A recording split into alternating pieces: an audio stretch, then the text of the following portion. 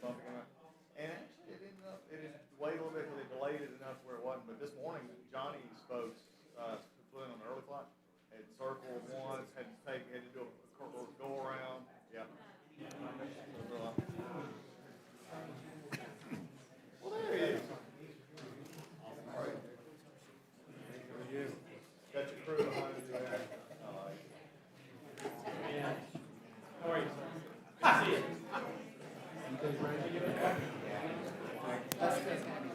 You what?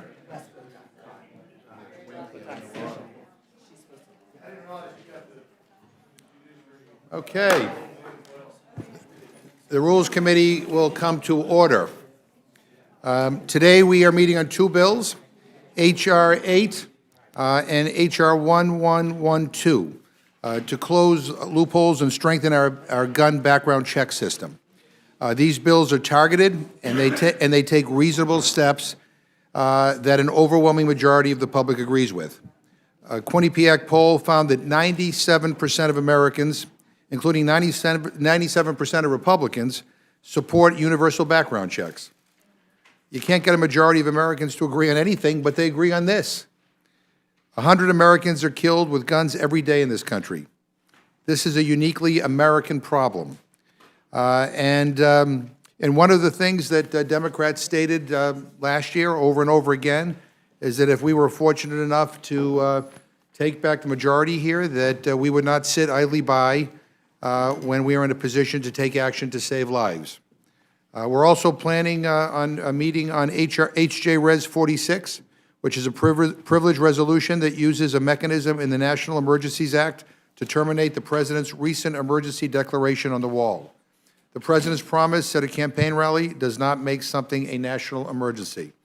You don't have to take our word for it. The President himself said at his recent press conference, and I quote, "I didn't need to do this," end quote. Opposition to this declaration runs across the aisle and across the Capitol, and we are going to move swiftly to terminate the President's unlawful action. Before I turn to our ranking member, I want to recognize that Natalie Nixon, our Director of Legislative Operations, will be leaving our committee this week after being on staff since 2015.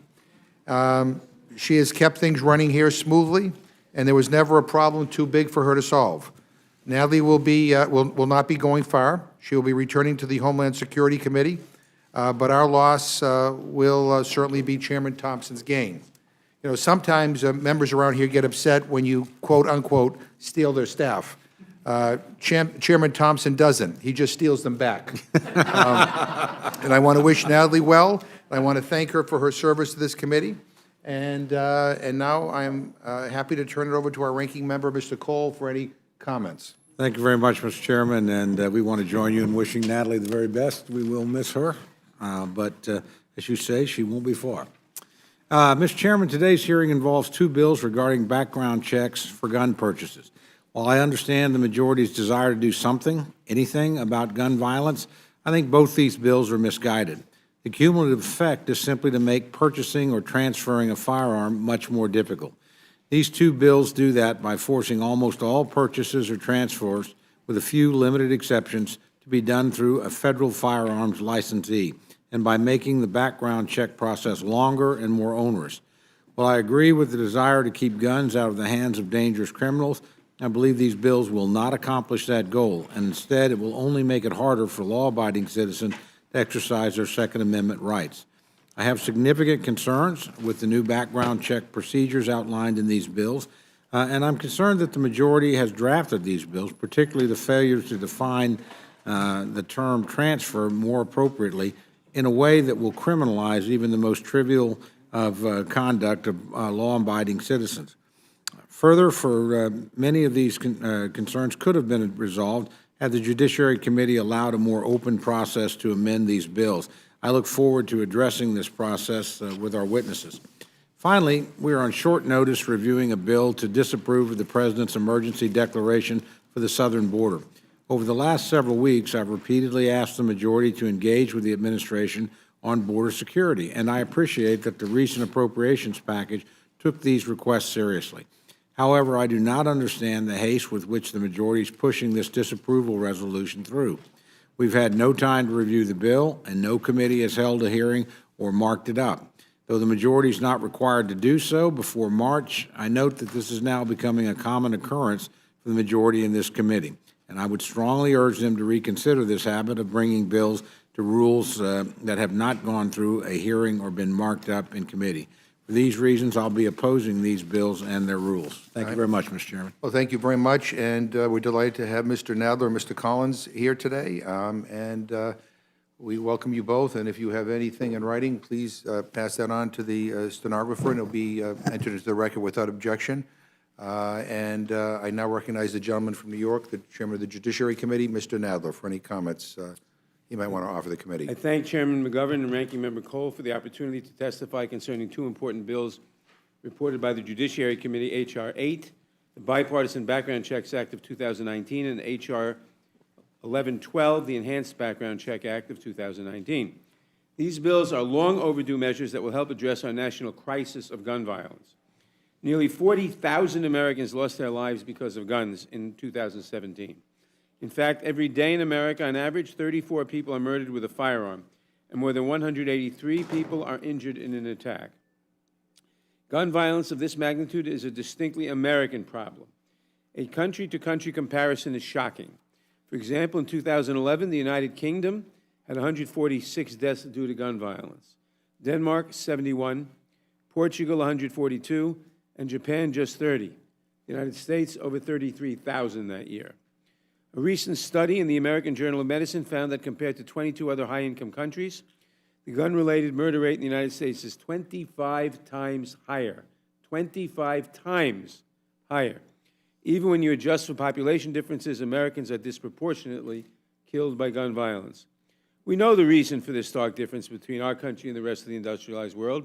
The common factor in all of these other countries is that they have stronger gun laws.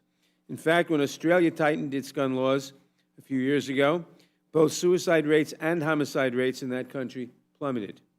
Our nation, however, is awash in guns, and we have the shameful death toll to show for it. One of the most important things we can do to address this epidemic of gun violence is to enact universal background checks. Under current law, only licensed firearms dealers are required to conduct a background check before transferring a gun to another person. This means that gun shows, online sales, and other private sales can completely evade this vital tool for ensuring that guns do not get into the wrong hands. According to one study, 22% of gun owners in the U.S. acquired their most recent firearm without a background check. We do not know if they were felons, fugitives, or domestic abusers. We do not know if a court had determined that they were seriously mentally ill. A huge volume of guns was sold with no questions asked. It is time to close this dangerous loophole. That is why we must enact H.R. 8. Citizens across the country have been organizing and demanding action, and now there is overwhelming public support for universal background checks, 90%, according to one recent survey. This bill would make it illegal for any person who is not a licensed firearm importer, manufacturer, or dealer to transfer a firearm to any other person who is not so licensed without a background check. Individuals seeking to transfer a firearm under this measure would be required to visit a licensed firearms dealer to run the necessary background check before the transfer could be finalized. The bill also provides a number of exemptions to this requirement, including gifts to family members and transfers for hunting, target shooting, and instances of imminent death or great bodily harm. The FBI's internal assessment demonstrated that checks processed through the National Instant Criminal Background Check System, often called NICS, are approximately 99.3% to 99.8% accurate. And in 90% of cases, checks are processed within 90 seconds. H.R. 8 will provide an accurate and speedy mechanism to help ensure that firearms do not end up in the wrong hands. There is no reason to continue to make it easy for people who are legally prohibited from possessing firearms to acquire them. H.R. 8 would close this dangerous loophole and would save many lives. That is why I urge its swift consideration on the floor and passage by the House. There are also steps we can take to make the current background check system more effective at blocking the sale of guns to individuals who are ineligible to purchase and possess them. And that is why the Judiciary Committee also reported H.R. 1112, the Enhanced Background Checks Act. H.R. 1112 addresses a dangerous shortcoming in the current firearms background check law. This loophole enables, in certain cases, firearms to be transferred by licensed gun dealers before the required background checks have been completed. In most cases, a licensed gun dealer receives notification within a few minutes from the NICS system that a prospective buyer has passed or failed a background check. In a small percentage of instances, NICS examiners may require additional time to complete the background check if information is missing or unclear in a prospective buyer's record. In other words, if the record shows that someone was arrested for a serious crime, but doesn't show whether that person was subsequently acquitted or convicted, you would obviously have to make further inquiry, and you wouldn't complete the background check in 90 seconds. But it's that kind of instance where we should be particularly on guard. However, under current law, a licensed gun dealer conducting a background check on a prospective purchaser is permitted to sell the firearm to the purchaser if there's been no determination from NICS after 3 business days, even though NICS has not indicated that the person has actually passed the background check. Often we refer to this as a default proceed transactions. These are the very cases that ought to be investigated. In 2017 alone, the ATF determined that over 4,000 default proceed firearms transfers went to purchasers who could not lawfully own a firearm and should not have been permitted to purchase one. If NICS is unable to return an instant determination, and especially if there is no report after 3 days, there is cause for concern. One notable example of the tragic consequences of this loophole is the hate crime murder of 9 people at the Emmanuel African Methodist Episcopal Church in Charleston, South Carolina, in 2015. In that tragedy, the shooter was not legally allowed to possess a firearm as a result of drug charges, but he still was able to purchase his gun from a licensed dealer who made the decision to transfer after 3 business days had elapsed, despite not having received a definitive response from the background check system. The bill before us today, H.R. 1112, would strengthen the background check procedures federal firearms licensees or dealers must follow before selling or transferring a firearm. Under this bill, the initial period a gun dealer must wait for an answer from the NICS system is extended from 3 days to 10 days. If, after 10 days, the NICS system has not returned an answer to the licensed firearms dealer, the prospective purchaser may file a petition with the Attorney General, which should help resolve most applications in short order. If an additional 10 days elapses without a response from the NICS system, the licensed firearms dealer then may sell or transfer the firearm to the prospective purchaser if the dealer has no reason to believe that the purchaser is prohibited from obtaining a firearm under federal, state, or local law. No reason to believe that is, aside from the fact that they haven't gotten a background check. H.R. 1112 is a sensible and necessary approach to address this issue, and I commend our colleague, Congressman Jim Clyburn, the distinguished Democratic whip, for introducing this bipartisan bill. I strongly support both H.R. 1112 and H.R. 8, and I urge that the House take up these bills and pass them without delay. Thank you. I yield back. Thank the gentleman, and now please recognize the distinguished ranking member of the Judiciary Committee, Mr. Collins. I kind of feel like I should offer whether you want to testify there or up here, because you've been a member of this committee for so many years, so we welcome you back. Thank you, Mr. Chairman. It is good to be back. I will say it's different on coming back now and coming from this side, but it is good to see my friends on both sides of the diocese changed over. Chairman, Governor, Ranking Member Cole, thanks for having this and being a part of H.R. 8 and H.R. 112. For many years, the Judiciary Committee has prided itself on being able to agree to a fair process and full debate, even when we disagree on the substances of the matters before us. However, the committee's meeting on these bills marked a radical and alarming departure from that open process. Now, let me make very clear. Chairman Nadler and I have a great relationship, and we've worked on many things before. My criticism is about a process, not a person. And when we understand this, we have many things that we're going to be before this committee, because I know the chairman's leadership is going to bring a lot of bills that we are going to disagree on, but they're going to come forward because he's the chairman, and the chairman is, and the Democrats have bills they want to bring forward. But the process does matter, and this is a concern. So instead, I think that the use of a committee process which emphasized timing over quality and stifled criticism at the cost of full debate speaks directly to these pieces of legislation. Put simply, they're messaging bills. Had my colleagues harbored any intent that these bills be signed into law, they would have allowed a full and open process at committee to make sure they got it right. They may have, they may not, but it would at least been a full process. After permitting consideration of only 10 amendments to H.R. 8 on their merits, blocking another 3 on germaneness, the majority took the extreme step and they offered an amendment in the nature of a substitute in the middle of the markup for the sole purpose of cutting off debate. When my Republican colleagues sought recognition to offer amendments to the amendment in the nature of a substitute, the chairman refused to recognize them. Instead, he only recognized Democrats who moved the previous question on the amendment immediately thereafter. This step blocked dozens of amendments that would have exposed critical flaws in the legislation, and if adopted, could have made this bad legislation at least functional. Mr. Chairman, I think all of my colleagues would agree that these bills, whether you support them or oppose them, would constitute a massive and broad sweeping change in the law. I speak of these bills, H.R. 8 and H.R. 112, together because they are two sides of the same coin and will have a compounding effect on each. What concerns me just as much as the unprecedented markup of these bills is that my Democrat colleagues on the Judiciary Committee are claiming that they will actually impact mass violence that has been plaguing our country by passing this pair of bills, specifically H.R. 8. The sad truth is that if previously signed into law, H.R. 8 would not have stopped recent horrible incidents of mass violence in the country. This is why I have offered the Mass Violence Prevention Act as a floor amendment to H.R. 8.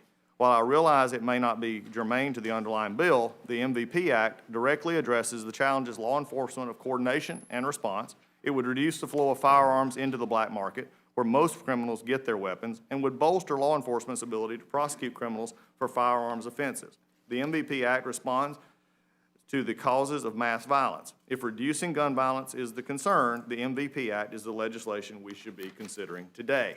But instead, we're considering a combination of bills that will do nothing to stop the proliferation of violence in this country, bills that have been poorly conceived and were barely considered at committee and are simply not ready for prime time. Bills should be reported by the committee and go to the floor when they are ready. They should not be deemed ready simply because doing so would make for a more convenient floor schedule. The only way to rectify the substantial defects in committee, short of sending them back to committee for a proper markup, is to adopt a rule that will allow consideration on the floor of all germane amendments. And for that reason, I respectfully request that this committee adopt a rule making in order all germane amendments to H.R. 8 and H.R. 112. And with that, Mr. Chairman, I yield back. No, and I appreciate your testimony. Oh, yeah, Mr. Nadler? I'd just like to comment on the process of the committee. Go ahead. So you know what we're talking about. Committee convened at 10 o'clock in the morning, and except for recessing for votes for about an hour, I suppose, took no lunch, continued in session until after 9 o'clock at night. We made clear at all times that we were prepared to hear amendments in priority order. We were prepared to block vote them. We were prepared to do anything to expedite the process. We did make clear that we wanted to finish consideration in the day. And when the ranking member told me, I asked him how many amendments you have, he said 90. 90 left. It means more than 100. I concluded, and by the nature of the amendments, that what we were faced with were dilatory tactics designed to just keep us there forever, and not actually. I mean, there are reasonable amendments you can make to this bill. Not that many, but 90 amendments. Yes, I hated to move the previous question, but we did because we concluded it was totally dilatory and for no other purpose. And we told the minority, if you have important amendments, let us know and we'll consider them if they're important. But all we got 90 amendments. Mr. Chairman. Mr. Cohen. As well. And look, I appreciate the chairman's point of view. If I was the chairman, I'd have that point of view as well. The fact of the matter is that in the previous Congress, we moved a fixed NICS bill, which actually did pass and was signed, and we considered 6 amendments on the merit, 4 Democrats and 2 Republican amendments, and they were accepted. It's interesting to me that was the previous question moved last session, this came up. It was moved twice. It was actually on resolutions of inquiry.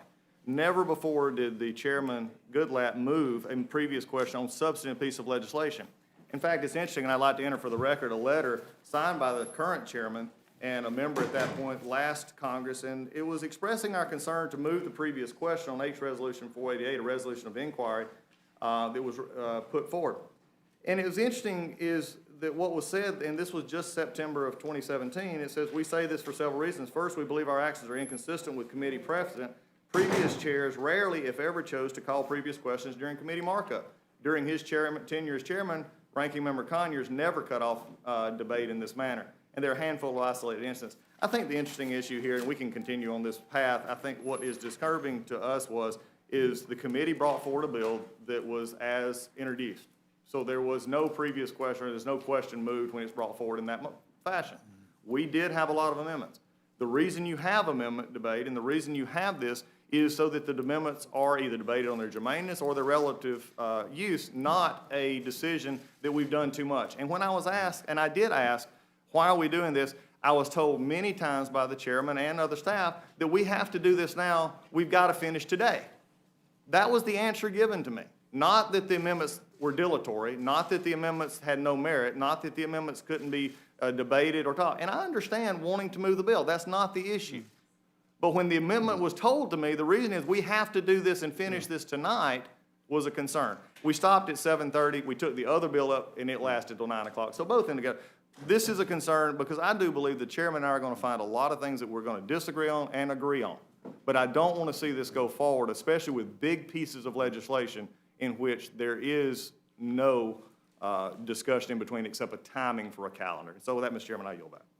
No, and I appreciate that, and I appreciate the statements from both of you. Let me just say about process, and I say this with respect to my friends on the Republican side. It's a little bit too soon, I think, for you to complain about process. I mean, I sat on this committee here in the minority for many, many years, and on this very issue of sensible gun safety legislation, background checks, I think I lost count how many times we tried to offer an amendment to be considered on the floor so we could have this debate, and we routinely turned down. You know, I get it that, you know, nobody wants to have any debate cut off or any amendment cut off, but, I mean, going for 10 or 11 hours and then having another 90 amendments on a bill that is basically pretty simple in its focus, which is to, you know, close loopholes that allow guns to go to people who should not have them, like people with a violent criminal history or a history of severe mental illness. It would appear to an objective observer that maybe there's some dilatory tactics at play. But having said all of that, I appreciate you being here, and I yield to Mr. Hastings if he has any questions. I don't have any questions. Mr. Cole. Thank you very much. Mr. Chairman, I'm going to disagree with you a little bit. It's never too soon to worry about process, particularly in a committee. There's a big difference between what we do here and going to the floor and what happens in committee. I serve on the Appropriations Committee. We accept every amendment on the Appropriations Committee. It doesn't matter how long it takes. It doesn't matter how many are offered. You know, I've sat through bill after bill, because we do 12 of them, where my friends in the minority offered, you know, extraordinary numbers of amendments, 50, 60 amendments. Fine. You know, that's actually one of the things that, in my view, the committee's set up to do. Again, this committee is, you know, a little bit different than what my friend Mr. Collins is talking about within the committee itself that is responsible for fashioning the legislation. Having, it seems to me, the maximum amount of debate is a good thing. Just for the record, because my friend went through this in some detail, my friend from Georgia, just a couple of quick questions.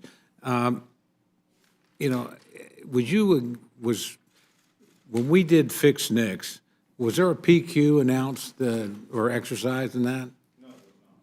No, there was not. And I think the other issue, we did another bill last year that was Concealed Carry Reciprocity Act, in which we did 18 amendments that were that the Democrats offered all on their merits. And I think that's the only difference I'd have with the chairman here is, up here, as I've sat on this committee and worked with what y'all have to work through, and God bless some of you who are new back on this committee now, you're going to have that. But in the committee process itself is a little different, and that's why it was a concern to me. That's why I raised it then, and this was offered.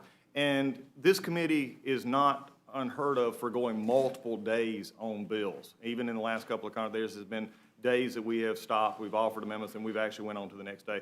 The concern here was not an issue of, frankly, dilatory. It was, frankly, the issue that it was decided this was the week that this needed to get on the floor. I understand that. I respect the honesty. I just disagree with it. I think that's an important point to make here. It's not this obviously not our jurisdiction. It's your jurisdiction, Mr. Chairman, what happens in the committee. But as a rule around here, very seldom have I seen PQs offered in committee to shut down debate. Most of the time, even when my friends were upset about what might be going or not going to the floor through this committee, the committee itself had dealt with every single amendment. At least the committees that I'm on generally did that. Mr. Chairman, let me ask you, I understand, and I want to be sure that I'm correct in this. I might not be. But I understand that after an amendment in the nature of substitute was offered in the middle of debate, the amendments to H.R. 8, Mr. Shabbat was not recognized for the purpose of offering an amendment to the substitute, and then the PQ was moved immediately after two Democratic members gave remarks. Was the amendment in the nature of a substitute shared with the committee or the public prior to the start of the markup? The amendment in the nature of a substitute was identical to the underlying bill and was offered purely for the purpose of making a motion on the previous question in order after someone on the minority side had mentioned earlier in the day, I think it was Mr. Sensenbrenner, that a motion on the previous question would not be in order because an amendment in the nature of the substitute had not been offered. Okay, and Mr. Chairman, I understand that during consideration amendment of H.R. 8 offered by Mr. Stube, the vote was called before the debate on the amendment had concluded. And in fact, calls by the ranking member and Mr. Biggs that additional members wished to be recognized were ignored. Is that true? I frankly don't remember if other people sought recognition, but there had been quite a few speakers already. And as you know, it is the prerogative of the chair to call the vote at any time. A member can speak for an amendment only if he's recognized for that purpose. I certainly respect that power, but as a matter of courtesy, it's almost always extended. I agree with that, and I'll be very frank. We had concluded, I mean, a bill like this, it's a simple bill. You can agree with it, or you can disagree with it. You can make some changes to it, a couple of exceptions here or there, et cetera. But 90 amendments, and you saw the nature of the amendments, some of them were very picayune. We judged it was purely dilatory, and I said we're going to finish today. And that's why now we had not, I will say, contrary to the ranking member's memory, the previous question was used, I think, at least 4 times last year. I was very unhappy that it was used. I was outraged, in fact, that it was used.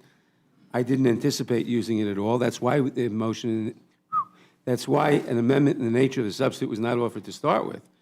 But when you see the bill had gone on, and every amendment, no matter how minor, there were some major amendments, and they got fair debate, but there were some minor ones that got extended debate, and every amendment, no matter how minor, was getting extended debate, and we're told there are 90 more coming. The conclusion could only be that the only purpose was dilatory, and at that we had to take action, and that's why we introduced the amendment in the nature of substitute, so that we could be in the position of moving the previous question. And we didn't do that till I think it was after 7 o'clock at night already, 6:30. If I may, Mr. Collins, does that accord with your memory and recollection? Look, no, I think what you offered was exactly true. We cut off debate, and it is in the chairman's prerogative. If he wants to call a vote, he can, and I understand. The interesting thing, though, is go back on this issue is, again, goes back to timing. Judiciary Committee typically handles very emotional, very long, very detailed debates. If we want to talk dilatory, we did over 7 hours of debate on the committee rules last Congress. 7 hours of debate on the committee rules. And we took amendments. It was just on and on and on and on and on. And Chairman Goodlatte at the time sat there and we went through the entire thing. We did, 8 hours plus on resolution of inquiry that was ended on a previous question. The question here really is 90 amendments. And I've said in the committee as well last year under bills that we had brought up in which I knew that they were, far more than the amendments actually offered by our friends on the Democrats on the other side, but they just never got to them. Whether we had offered, all the bills that our members had came up with or amendments were probably not, I would have to say. But there were many in there that probably would have gotten at least 10 to 15, probably maybe even more, that should have at least got a hearing. So, whether you're just saying it was that, I can understand his concern, but it goes back to the very reason given to us, and I understand. They had a timeline, and the timeline was being kept, and that's why the amendment was brought, and that's why the debate was closed down. Again, setting for further on, and I agree with Mr. McGovern, we've had the fights and debates up here about this all along. I think the difference for me, Mr. Chairman and Ranking Member, is the difference in the committee itself. Let me process. If I may, let me say this. Certainly. We asked, give us a list of 10 or 15 major amendments, the more important ones to you.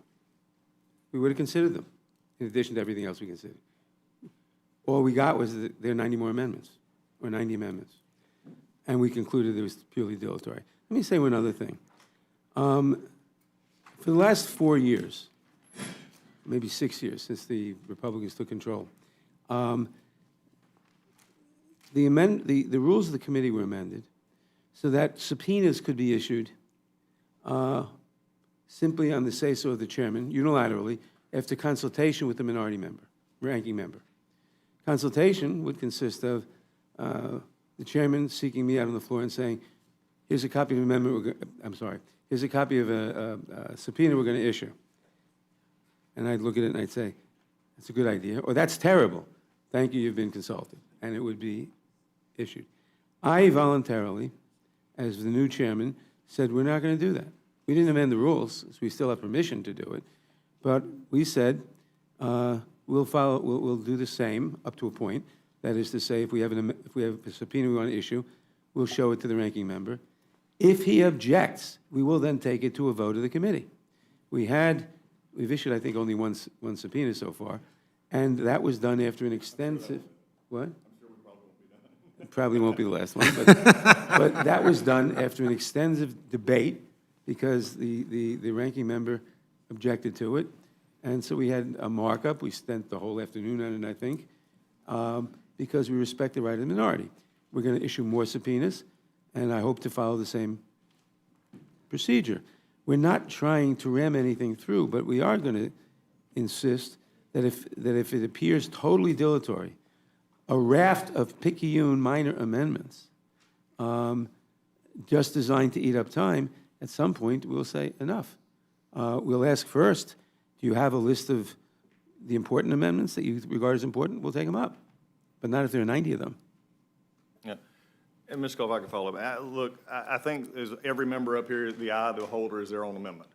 And every member who has an amendment would consider that to be important to them and not dilatory. And I think for have a decision made like that. And also, I will commend the chairman. In fact, after we had our rules, man, we did this and had the consultation, I actually issued a press release commending our chairman doing that. These are the ways we can work on this. We have a disagreement here. It showed up in this first major hearing.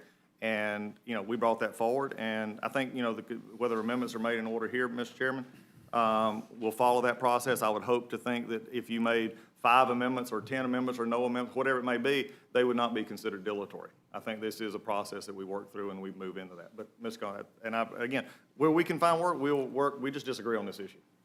Well, I hope that I have great respect for both of you. I have great respect for your committee, although listening to this makes me very happy I'm on this committee. I hope you can work through this, because I really do think, sadly, I think the way things have evolved in this institution over many, many years, the committee process is the fullest, fairest, most complete airing, and usually in front of people that in our body are the most knowledgeable about what they're listening to. They're the people who have gone to the hearings. They're there for a purpose. They build up institutional expertise. So I would hope that going forward that this would be a very rare item. I know the chairman would probably want that as well, to use a PQ in committee. Mr. Chairman, before I yield back my time, if I may, I'd like to enter in for the record the statement of administration policy. Without objection. And I also have some remarks from Mr. Rice from South Carolina, who was unable to come, that he would like entered into the Without record. objection. Thank you very much, Mr. Chairman. Yield back. No, and thank you very much. And again, I wish you the best as you move forward in the Judiciary Committee. But I do want to remind my colleagues that we've had bills come before the Rules Committee that were Judiciary Committee bills that bypassed the committee entirely, that didn't even have a hearing or a markup.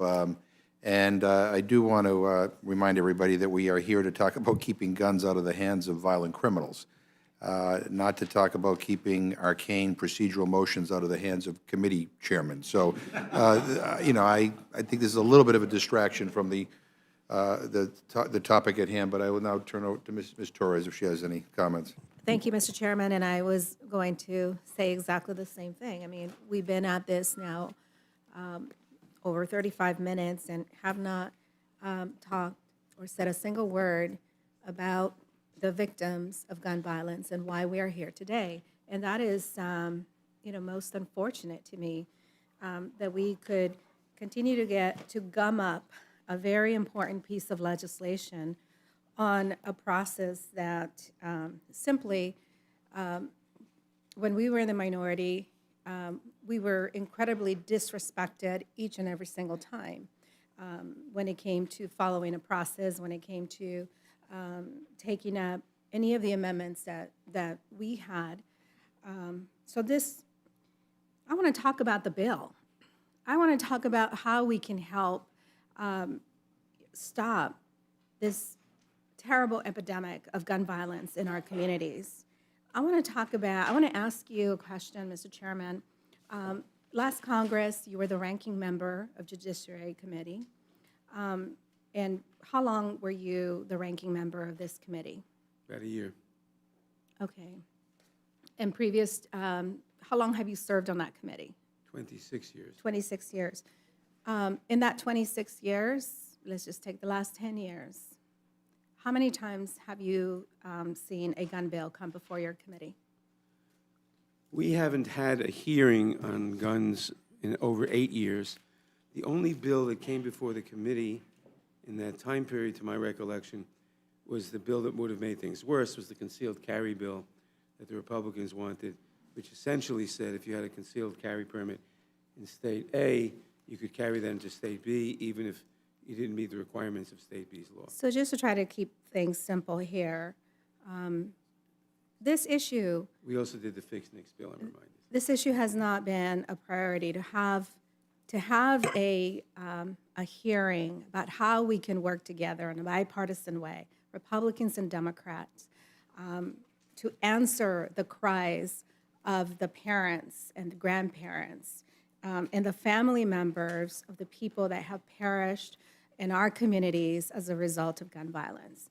I mean, I think that we've heard a lot about the mass shootings. What we don't hear about is the little girls and the little boys and the people in our communities that fall victims of gun violence every single day. You know, those names will never be heard. Their voices will never be heard. So here we are. I want to thank you for, what was it, 10 or 12 hours committee hearing that you had? 10, I think. 10 hours? Okay. 10 hours on these two bills. Can you tell me about the approach that you took to ensure that this legislation had the right tone and Well, your effort in trying to get bipartisan support on these bills? well, as you know, these are not new bills. No. And there's been a widespread effort for years to get bipartisan support. These are mild bills. I mean, they are not the bills which I think we ought to pass, but to ban assault weapons or ban large capacity magazines and things like that, which we may take up later in the session. But these are bills which we think, with a lot of pressure, may get through the Senate. That's why we took them up early. May, I stress, I don't know. But we think they have a shot. And obviously, there's been a major campaign behind them. As I said in my opening statement, 90% of the American people support the universal background checks bill. We had 5 Republican co-sponsors of this bill, of H.R. 8. And we scheduled a hearing and then a markup. We had a full-day hearing on the gun bills about a week before. First hearing, as I said, in many years on guns. And then we scheduled the markup. That's what we did. Congressman Thompson, as you know, California has some of the strongest gun violence legislation in the country, but yet we still have a problem with illegal guns that are being trafficked into our state from bordering states. How would this legislation help?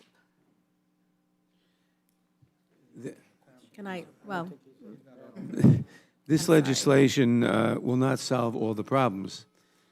It will go, we think, a long way. Basically, it will mean that you can't transfer a gun to someone without that person having, with some exceptions in the bill, without that person having passing a background check. Right now, if you want to purchase a gun at a licensed gun dealer, you have to pass a background check.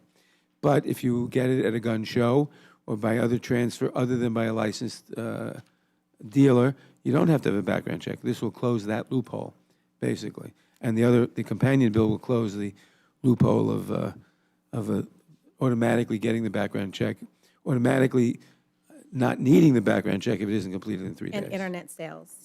Internet sales would be subject to this. Thank you. I'm going to yield back. Thank you very much, Mr. Woodall. Thank you, Mr. Chairman. I take your point that it might be too soon for my righteous indignation about the process. I just would say that it's not too soon for you to put 8 years of your righteous indignation to work here, right? There's no reason to delay fixing what folks have accurately described as a problem. And I've been focused on this all year. I think the majority is making a terrible mistake, taking things that could be bipartisan and turning them into partisan bills. And I put trying to fix the NICS system into that category. Will the gentleman yield just for a second? happy to Yeah, yield. so just so you know, under the rules, hearings or markups aren't even required yet. But in this instance, they were complied with, and this is a bipartisan bill. And Mr. Thompson, who is here from California, is the author, and I think Mr. King of New York is 5 Republicans. So it's not, I just wanted to I clarify have that. thought so- about bringing my countdown clock to the floor of when those new rules are going to go into effect. Well, but I think we're doing. those too. We're not doing so bad. I so. have given the chairman credit for that over and over again, and I think it's a wonderful initiative. Well, tomorrow always begins today. But Chairman, this committee opened with we're taking up this bill to save lives. I don't recognize that as a partisan goal. I recognize that as a shared goal that we all have. I was pleased to support Fix NICS when it passed the House twice because it makes no sense to have a background check system. Background check system doesn't work. Let's make it work better. I read the legislation though, and I come from a gun-owning family. My mom taught me to shoot. Her dad taught her to shoot. We go out, aunts, uncles, cousins. We're all out together on the family farm. And my reading of this bill says that the 410 rifle that my uncle gave me as a gift as a child, that uncle to nephew transfer is no longer permitted in America, and that my uncle would either have to go to a federal firearms dealer and pay to have that transferred, or my uncle could give it to his sister, my mother, and then my mother could give it to me, and we could go around the rules. But there is no exception for aunts, uncles, cousins, those family members. Am I misreading that section of the bill? No, I don't think you are. There are exceptions for family members, for certain family members, not for uncles and aunts. Transfer, this is the exception here? I'm sorry, it is. The exception is a transfer that is a loan or bona fide gift between spouses, between domestic partners, between parents and their children, between siblings, between aunts or uncles and their nieces or nephews, or between grandparents and their grandchildren. That's an exception to the bill. And those transfers would not have to go through an FFL dealer at all. That's right. Now, I'm looking also at the section on Cousins would. looking at the section on loans of guns. My dad's friend Gary gave him a .243 bolt action for deer hunting back when I was a kid. When my dad passed away last summer, he still had that .243. Gary's got so many guns, he didn't need it back.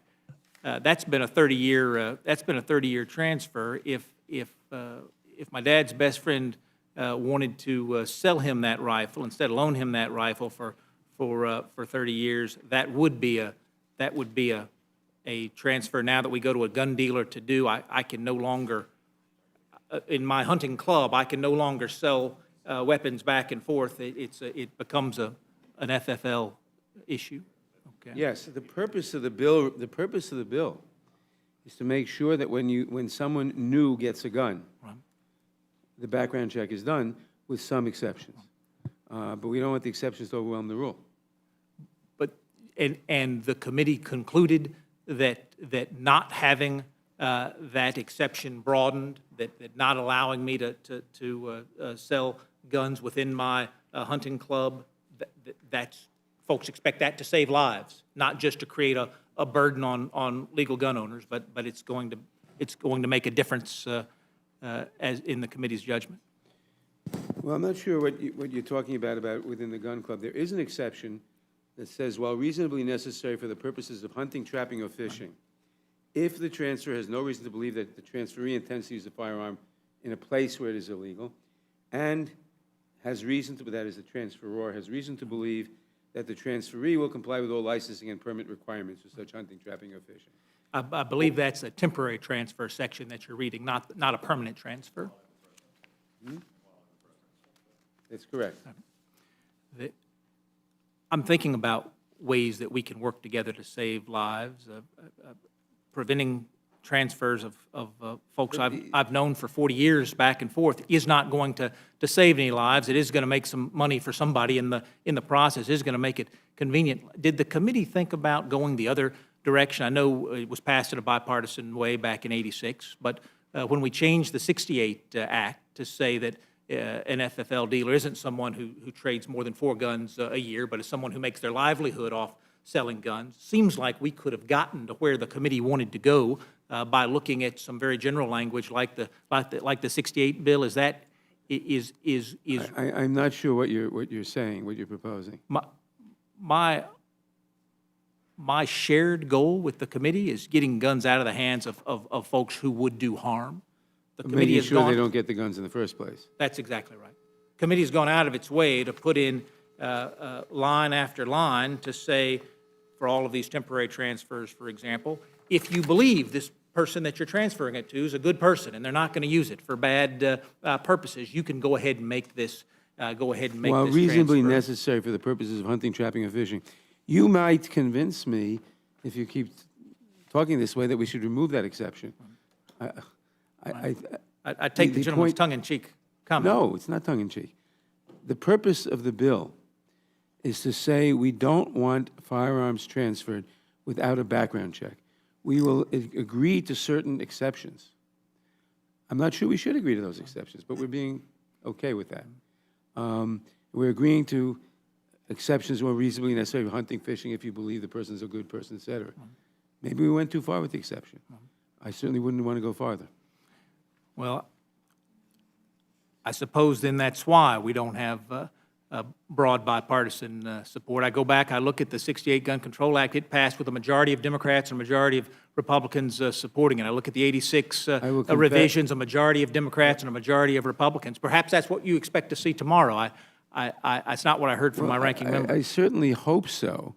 We have a number of Republican sponsors, as has been mentioned, and this bill, this concept is supported by 90% of the American people in poll after poll after poll, and it's a simple thing. It doesn't say you can't have a gun. All it says is, with some exceptions, you got to have a background check, period. We want to be a little safer, that people who are homicidal maniacs or mentally unstable or whatever shouldn't have guns. And we put in some exceptions. But we don't want to go too far with the exceptions. And again, this isn't terribly burdensome. All it says is get the background check. Now, the only objection I've heard, other than the fact that you have to take some time to if you're not buying it from a licensed gun dealer, which is what the bill applies to, what are the objections? What are the possible objections other than we don't like it? One, you're going to have to take the time to go to a licensed gun dealer and get checked out. That's a bother because it takes some time. Well, And money. and two, what? And money. I'm coming to that. Oh. I said there were two. And second, it'll cost some money. Yeah, it'll cost some money. How much? I don't know. The market will determine that. Republicans are like that piece. Basically, the licensed gun dealer will charge you a fee for doing this. Of course, if the gun dealer around the corner charges a lesser fee, you'll probably that becomes known, you probably go there. So there'll be market pressure to keep the fees low, because there are twice as many licensed gun dealers as post offices. And yes, there's a slight burden, but the judgment is, our judgment, is that it's worth that burden to keep guns out of the hands of people who shouldn't have them, to a large extent, not perfect. And again, remember what we're dealing with. Other countries have 150, 175 people murdered by guns a year. We have 39,000. And no one can tell me that Americans are 10,000 times as mentally ill as people in Europe or Japan or anywhere else. The problem is the prevalence of guns in our society. This is a very mild bill. I would, if I could, go much further. But this is a very mild bill to say at least we'll get a background check with some exceptions. And yeah, it'll be a slight inconvenience. And yeah, there's a cost. Of course, you got to buy the gun. I don't know how much the gun costs. This will be a slight addition to the cost of the gun. So what? I went back and read some of that debate from 1986 when we were changing the definition of what a federal firearms dealer was. And I know my colleagues on this side of the aisle do not agree with me on going back to an earlier definition. But I am concerned that your definition of a mild burden is another person's definition of time and money and expense for something that's not going to save a single life, that's not going to make a single difference. You raise your eyebrows. I know you're not thinking about me and my family and my friends and the transfers we're talking about. I promise you, there's not a bill you're going to pass that's going to influence But the you're law-abiding. you're going to pass the background check, and your family's going to pass the background check, I presume. It's the guy who can't pass the background check. We had a statistic somewhere, I think it was in my statement, that 22%, I think it was, of people who take the background check fail the background check, and thus we keep guns out of the hands of felons, mentally unstable people, and so forth. It's not in the bill. It's referenced. Could one of you tell me what that new penalty is for selling that gun to a friend, selling that gun to a non-accepted family member? What is that new penalty? The penalty for violating the bill and selling a firearm or transferring a firearm without the background check is up to a year. Up to a year. Yes, Mayor. It's a misdemeanor. Well, by definition, if it's up to a year, it's Sure. There. I thank you both. I yield back, Mr. Chairman. Mr. Promoter. Thank you, Mr. Chairman. Gentlemen, thank you for your testimony today. I happen to serve also on task force, gun violence task force that we put together, and I can say, Mr. Collins, that we begged for hearings on universal background checks for 8 years. We actually held a hearing ourselves because we couldn't get anybody to take it up. So I appreciate, Mr. Nadler, the Judiciary Committee's willingness to take up universal background checks. And I want this to be a universal background check. So unlike Mr. Woodall, I want to see it cover as many people as possible, and those individuals who don't have anything to hide, because, and I want us to take advantage of the fact you did fix NICS, and we have better information, more accurate information, more available information. I want to see us to be able to use that, and this bill allows that.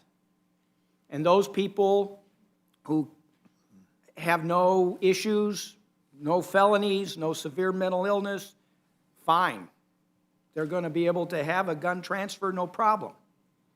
But those individuals who, for whatever reason, are picked up by that NICS system, we're going to slow it down. And in my opinion, and after, Colorado, we faced a lot of gun violence. Not so much the day-to-day stuff, but certainly the mass shootings. And I wholeheartedly support this. I do think you're being very reasonable in the exceptions that have been allowed so far, and I hope we just move this thing forward. With that, I yield back. Thank you. Mr. Burgess. Thank you, Mr. Chairman, and thank our witnesses for being here today. Just on the issue of the process, little less than 2 years ago, we had a committee hearing in our Energy and Commerce Committee dealing with healthcare. A lot of people were really excited about it. We had a lot of amendments that were offered, and we went straight through some 29 hours. Same time, the Ways and Means Committee went through 18 or 20 hours of a markup. Our former colleague Ralph Hall recalled to me one time that the markup of the Clean Air Act in the Energy and Commerce Committee took 8 months. So if it's truly important public policy, I mean, it can take longer than a day's work, and I just offer that for everyone's consideration. Oftentimes, if we don't have that process in the committee, we're, the rest of the Congress is, if we short-circuit it, the rest of the Congress, I think, suffers from not having the exposure to the ideas and to the debate. Let me ask a question of Mr. Collins. You've introduced a bill called the Mass Violence Prevention Act that creates a fusion center focused on preventing violence through proactive information sharing.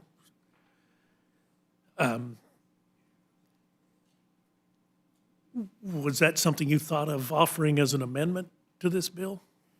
We have. I mean, we understand, and again, we've offered several things in committee that we're considering non-germane. But I want to take off of and talk a little bit about that is being an issue that we come, because I agree with my story.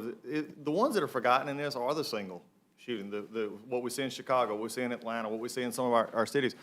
The issue, though, is not the laws that are there that would stop this. To start with, they're not being prosecuted, a lot of this. I mean, think about this for just a second. Federal law already bans transfer of a firearm or sale of a firearm to anyone who known or believed to be prohibited from possessing a firearm. It already is against the law for anyone with an FFL, who's a federal firearms licensee, from acquiring a gun outside their state of residence. It's already against the law. It's already against the law for anyone with an FFL from acquiring a rifle or shotgun from someone without an FFL outside of their state of residence. Individuals transferring a handgun across state lines to someone without a, these are all already against the law. An example is that you would see is just in Chicago alone, where we've had a lot of instances, is sort of like what you discussed, that one that gets overlooked, the ones or twos, or even the others. Even at the robust prosecution, the city and state only prosecuted 25 federal firearms crimes in 2011, and then saw 506 murders and 512. I agree completely that there's a problem here that we need to look at. My concern is with this bill, is especially the way we had our hearings and others, and it's been many times, and I understand the concern here from all of our partners here, is mass violence. But this bill would have not stopped any of the major mass violence that we had testimony about, or any that we have seen from Columbine, back to Parkland. It would not have had, on any of these, on any that we had looked at. What we're looking at on mass violence is a fusion center, which would have, frankly, would have helped Florida, because it would have made sure that the signs that were missed were actually caught. It would actually take into account illegal street sales. It strengthens the penalty for burglary and robbery for federal firearms licensee on a retail store. It also goes into prosecuting, violent crime and clarifying that which is a clarification on 18 U.S.C. 924, that law enforcement can apply the statute for those intended to prosecute or deter violent crime. These are the kind of things that actually try to get back at what actually does work, and actually what we have seen, the prosecution. And I agree with the chairman. I don't think we're that much more mentally ill. I think the problem is in many of these areas we don't see these crimes prosecuted. And we actually offered an amendment that was voted down, and hopefully they'll be made on order here, it's illegal to, if you try to buy a firearm illegally, you're supposed to have that reported. And we offered actually, we've seen it from, even illegal immigration status is a part of this here, along with other issues that we have. These are voted down.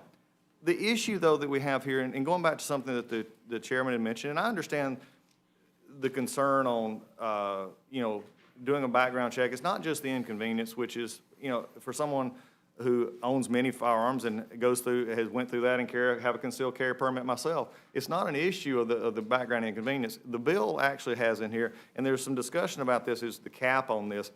It's not a problem in North Georgia. I've got 14 firearms dealers in I can't shake a stick at them. in my area. I mean, if you either got Baptist churches or banks or firearms dealers, we just have a lot of them. So it doesn't matter. If one's going to charge a lot, I'll just go to the other one. But in places that are rural, like Colorado, North Dakota, Alaska, even Washington, D.C., where there's one federally firearms licensed dealer, is we got to take a look at. That's a monopoly. And they could charge whatever they wanted to charge on this. And when you get into states or maybe where it's not as popular to have firearms, the question becomes is what could happen there by pressure brought by others for have this amount. At that point in time, it keeps it out of folks who can't afford, they maybe could afford the gun, maybe that's a possibility, but then going for this next step could not. Again, and I would love to talk with Mr. Thompson. We see each other almost every morning anyway. This is a bill that actually hits to the law that's not being enforced. Judge, I think you probably saw that on the bench. These are just not enforced because they're hard. Because the law that is on the books to enforce is difficult. But they're on the books, and just my question actually becomes, and this is a question of when we had the hearing, it said it'll save, at the end of the day, the police chief from Houston actually made a comment. It actually came to the help of the committee, and it was actually a good comment. He said, if it would just save one. I can't disagree with that. If it saves one, there's a thought here that can't save one. But my concern is would it actually put others in danger? And that was the flip side of this. By some of the concerns of the cost, some of the concerns that we're going through here, would it put someone in danger? A domestic violence victim who has a TPO actually against, I could not let them borrow a gun if we knew it. There's other issues when this thing talks about imminence, that you can, if you're imminently thinking that something you're going to deal with a health risk, that I could give my firearms to my neighbor and that wouldn't constitute a transfer and wouldn't have to go through a background check. But what does imminent mean? Are we going again to trust the courts in this? This is why a hearing, even if it was 7 or 8 hours long or even 10 hours long, needed to be had. I want to find a fix for this. My father's a state trooper. I'm from a law enforcement background, but we're not seeing this stuff actually prosecuted. My question then becomes, if it will save one, great. But if we put another law on the books, and as the lady who is a very good witness from the Gifford Foundation, she said, when asked about this, how would you prosecute it? The answer came back basically was this, and I'd go back and read the transcript, I don't have it, but I remember what she basically said is after the fact, when a crime is committed, then we would know there was not a transfer made. That's the problem we're dealing with here. Because without some of the other issues in the bill itself, there's no way to actually follow up on this.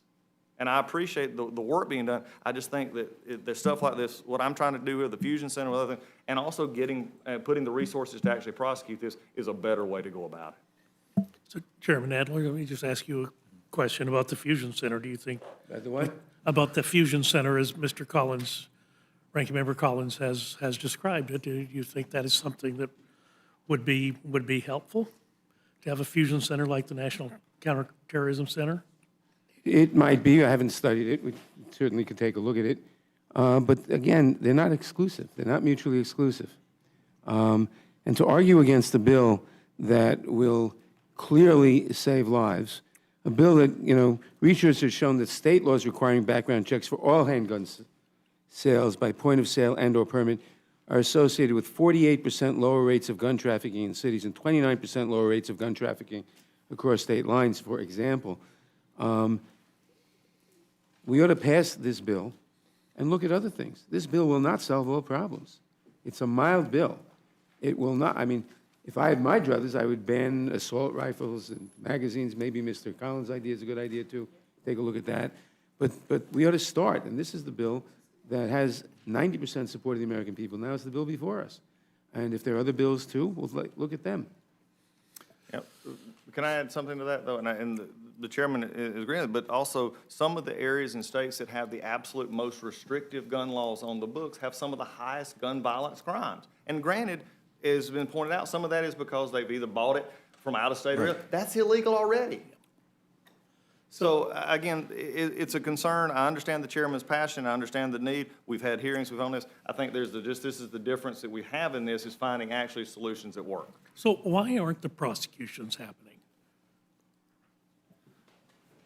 I think, you want to try, Mr. Chairman? Well, I think some prosecutions are happening, but... Well, let me just expand upon that.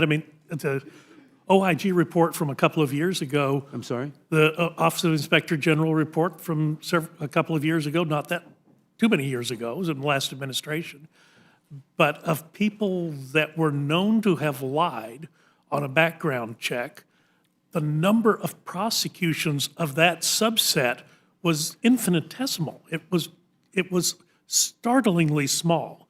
So if we pass this law and it were to be signed by the president, which I don't think will happen, how does that change? Well, I think we would agree that there ought to be more prosecutions. If the numbers are as small as you say, there certainly ought to be more prosecutions.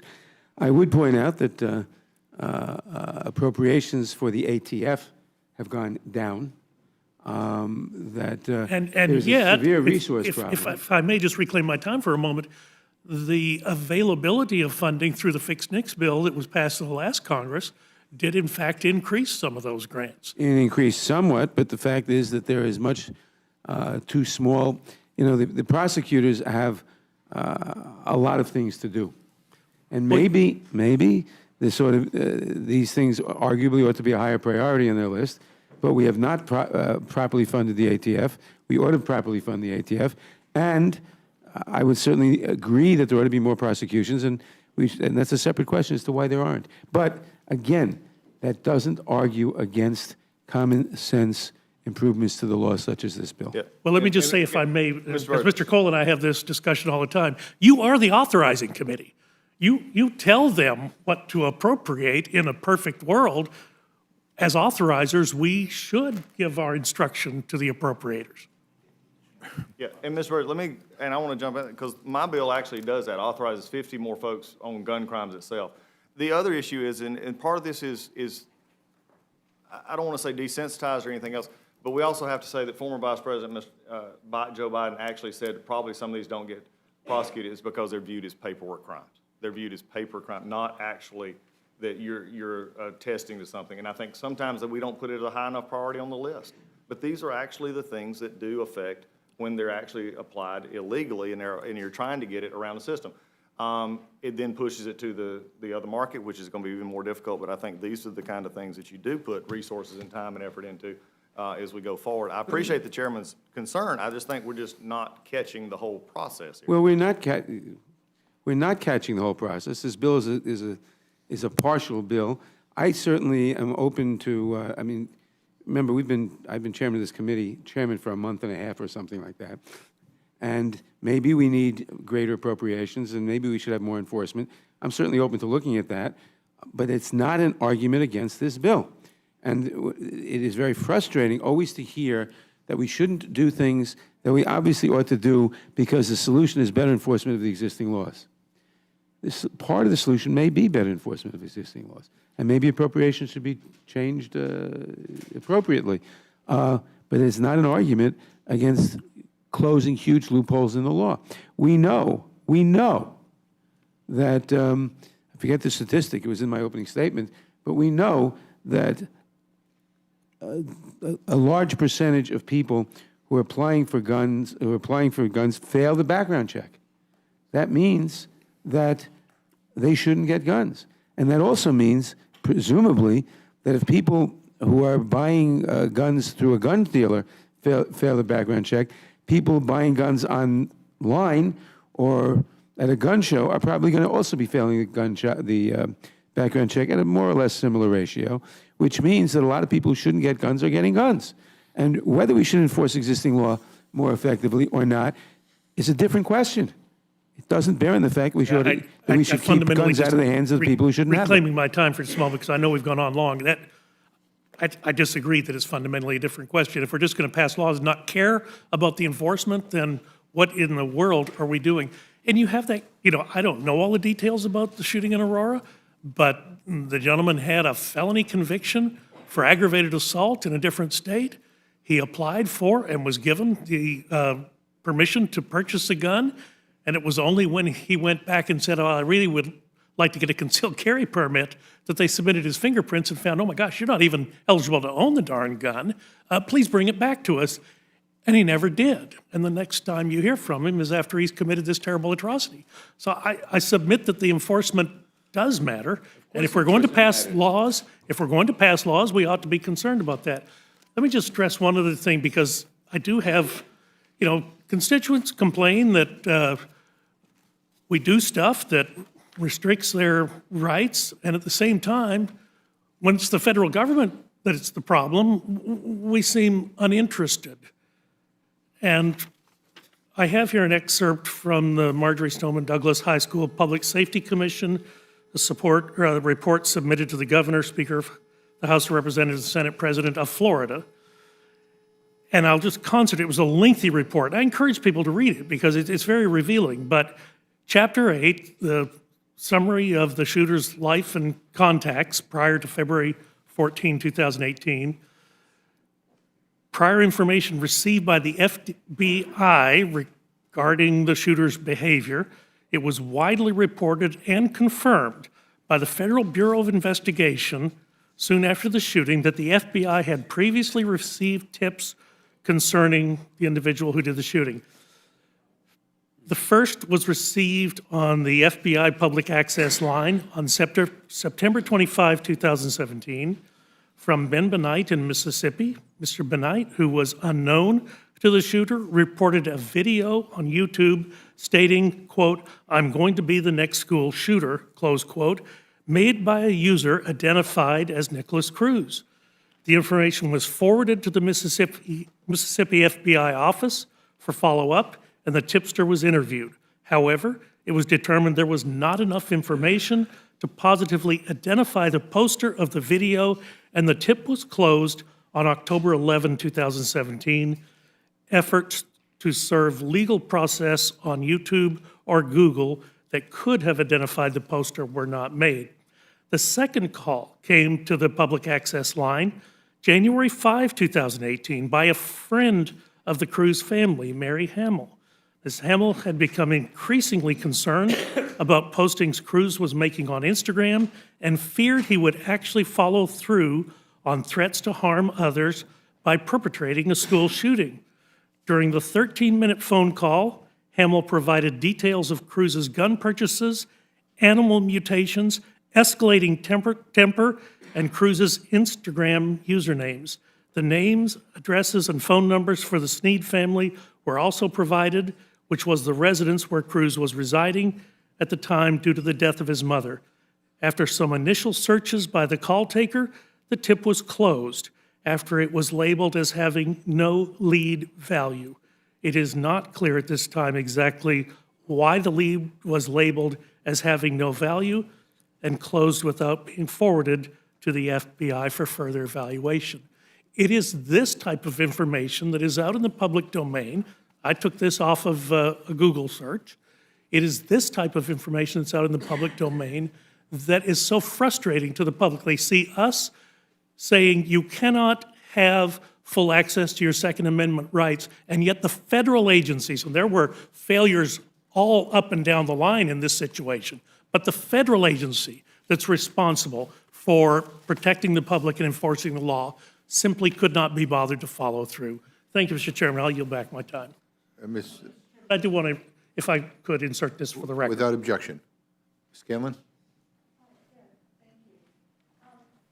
Make sure your mic is on, yeah. I know there's been a suggestion this bill has been rushed, but from my constituents' perspective, it's long overdue. 2 weeks ago, in a 6-day period, there were 6 shootings in my district. 4 people died, 2 were critically injured. The oldest was 28. The rest were 16, 17, and 18 years old. So my constituents are saying, why aren't you doing something? And I'm glad to know that we share a heritage of families who own guns and hunt, because I grew up in that family too, but it was responsible gun ownership. And you know what? I've got some cousins that I want a background check run on. It really is not that big a burden. I think we really need to take this step forward. I agree with Chairman Nadler that this isn't the bill that I would write. The one I would write would be more restrictive, but we have to compromise. That's what we're here to do. So there are things in this bill that would not be my first choice, but I certainly don't see any Second Amendment restrictions. With respect to Mr. Clyburn's bill, H.R. 1112, I just want to read a quick thing from an article in the Wall Street Journal from last week, February 19th. The article is entitled, "Armed and Dangerous, How the ATF Retrieves Guns from Banned Buyers." Mr. Chair, can I enter this article into the record? Without objection. Okay. Just quickly, the article says, current and former federal officials say the 3-day time limit doesn't give FBI examiners enough time to perform a thorough record search. That is the single most influential factor that could be changed without affecting the whole integrity of the process, said Stephen Morris, the former FBI assistant director who oversaw the background check process. So our own federal officials are saying they need these tools. So, I'm looking forward to passing both H.R. 8 and H.R. 1112 and to working in a bipartisan manner on many of the things that Mr. Collins has suggested, looking at mass shootings. We're hearing from some of the other gentlemen here that they want to work on better funding for ATF and better enforcement. I'd love to work on all of those things, so thank you. I yield back. Thank you, and I'm going to ask unanimous consent to insert in the record a statement from the Giffords Foundation entitled 50 State Analysis Shows Lower Rate of Gun Deaths in States with Strong Gun Laws. And then also insert in the record an article that appeared in Vox, which I'll share with my colleagues, entitled, I looked for a state that's taking gun violence seriously, and I found Massachusetts. And it talks about how Massachusetts offers a model for dealing with gun violence that the rest of the country should follow. Indeed, Massachusetts is one of the lowest, gun violence rates of any state in the country. And I'll now yield to Ms. Shalala. Thank you very much, Mr. Chairman. I will be brief. I also come from a family of gun owners, some of whom live in North Dakota, and they're hunters. We see this bill as a prevention bill. I worked on the Brady bill early in my career, and this closes many of the loopholes that we weren't able to close at that time. In my state, Florida, and particularly in South Florida, closing loopholes like gun shows and internet sales are absolutely critical. This is an important bill. It's a promise I made to those young people from Parkland that I would do everything I could to support. I believe that I can support this bill as well as believing in the Second Amendment, but more than anything else, it's a bill about prevention. And if it prevents one death, it's worth it to me because of my conversations with those young people and their parents and the other children in my community that have been killed by guns that were purchased because of the loopholes that exist before. So I strongly support this bill. Thank you, Mr. Chairman. Well, thank you very much, and I want to thank both of you for being here, and appreciate the time you spent with us, and you are now free to go. It wasn't quite 11 hours. I'd like to call up our next panel, Mr. Gianforte, Mr. Armstrong, and Mr. Klein. Just, why don't you pull up the, yeah, why don't you'll be one panel here. Mr. Thompson, do you want to speak, or you're okay? Let the record reflect that Mr. Thompson from California is here, author of H.R. 8. Just pull up another chair, yeah. Mr. Gianforte, why don't you go first? Great. Thank you, Chairman McGovern and Ranking Member Cole. I appreciate the opportunity to speak to you regarding amendment to H.R. 8. Our communities face tragic instances of mass violence. My wife, Susan, and I hold the victims of violence and their families in our prayers. We need to work together to combat all forms of violence. H.R. 8 seeks to be a solution. I appreciate that. I don't believe it solves anything, however. Our country already has strong background checks and transfer guidelines. This bill's wide scope puts law-abiding citizens in the crosshairs. Simply put, this is a bill is an irresponsible attempt to criminalize lawful gun owners. H.R. 8 is another example of a Washington knows best approach that ignores the realities that folks in our rural communities face. My amendment allows farmers and ranchers to transfer firearms to their employees or neighbors for the purposes of ranch activities. These activities include pest and predator control, hunting, target practice, and firearm safety courses. My constituents own and operate ranches across Montana. In many of these counties, we have more cattle than we have people. Many of these ranchers employ ranch hands to help run these ranches, and they often have neighbors help them to pitch in with chores. Most trucks on these ranches have firearms that are owned by the rancher. Like so many ranchers and farmers throughout Montana and across our country, they equip their trucks with firearms so that workers can quickly and effectively address the constant threat of pests and predators. If an employee of the ranch drives the truck equipped with a firearm, H.R. 8 would consider this activity an illegal firearms transfer. The bill as written requires employees or neighbors just helping out to undergo a background check and paired with a 3-day waiting period. Predators and like coyotes and wolves don't care about a 3-day background check when they're hunting their next meal at the expense of the rancher's livelihood. It's absurd to require a background check on every transfer of a firearm between a ranch owner and a neighbor or a ranch hand. This bill is another example of Washington knows best approach that fails to consider our rural communities. It targets law-abiding gun owners while failing to keep firearms out of the hands of criminals. My amendment is a common-sense clarification that protects our Montana way of life and preserves our farmers and ranchers' Second Amendment rights. I thank you, Mr. Chairman, for letting me testify, again, for this opportunity to speak, and I ask that you make this amendment in order. Thank you very much. Mr. Armstrong? Yeah, Mr. Chairman. Just make sure your mic's on there. Okay. It's on. Okay, good. All right. My amendment is essentially the same as Mr. Gianforte's. I actually haven't seen his, but it's the same thing. I don't understand how we would have hunting, fishing, and trapping excluded under an exemption and not farming and ranching, particularly where we are at. We live in these rural areas. You're often hundreds of miles away from a FFL, and the types of activities that occur in these rural communities are not the problems H.R. 8's trying to solve. I'm new here, so we've had these debates. We just listened to it here. We had it for 12 hours in the committee.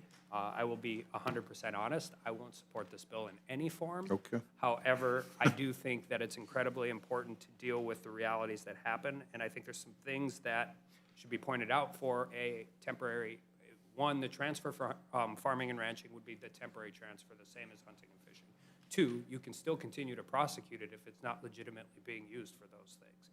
And then with that, because I know it's getting late and we're going brief into that, I also would just point out wherever it is and however you can do it, outside of how you think this bill should go, somebody should really, really look at the exemptions in D and F, because the way they're written, this becomes a criminal penalty of which you can get prosecuted under. To different degrees, F essentially federalizes game and fish law across the entire country.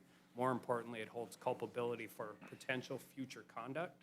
And D, while the exemption in D is intended, I think, primarily for domestic violence victims or those types of issues, the way it is written, it is so narrowly tailored that I can't imagine how it actually be used in the real world. And to give you an example of that, I was back at home in district, and I went to speak at my former law school, and knowing full well that the room would be pretty evenly split between people who probably like me and people who don't like me, I figured I'd give them a little legal test instead of a political test. So I read the exemption to D, and we spent a half hour discussing all of the different ways in which civil liability or criminal liability could or could not occur. That's not good code writing, and it should be cleaned up. So with that, Thank you very much, Mr. Klein. Mr. Chairman, I'm sure all of Mr. Armstrong's constituents love him, and a 50-50 split is never a good estimate. But in fairness, they're law students and not all my constituents. that's true. Mr. Chairman, thank you for the opportunity. Before we move on H.R. 8 to expand what is current law regarding background checks, we must ensure that the existing laws are being enforced. My amendment would simply require existing law to be enforced by asking the Attorney General to report to ICE the individual illegal aliens who have been denied a firearm transfer by a NICS check, which is already prohibited under the existing law.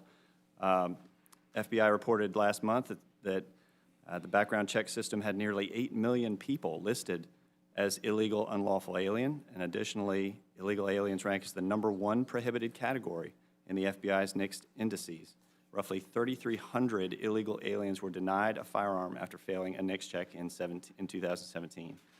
This means 3,300 criminals were effectively allowed to stay in the United States when ICE should have been alerted about their criminal acts.